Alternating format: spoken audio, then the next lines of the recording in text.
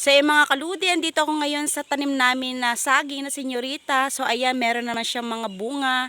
Ayan, mga ilang weeks lang ang iintayin. Meron naman kaming haharbisin. Ayan, so nakakaraan guys, meron kaming napagbentahan ng saging na senyorita worth 600 pesos. So, ayan, may mga bunga na naman mga kaludi, mga langga. So mga ilang weeks na naman, meron naman tayong aanihin ito. Ayan. Tanim yan ng aking asawa, mga langga.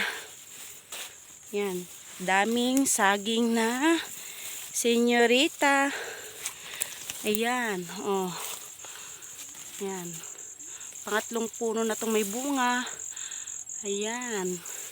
Ito, meron pa akong nakikita pa. Isa pa. Ayan. So, ayan. Pang-apat na. Yan, pang-apat na siyang puno na may bunga. At meron pa akong nakikitang isa pa. Yan, yan ang dahan lang guys.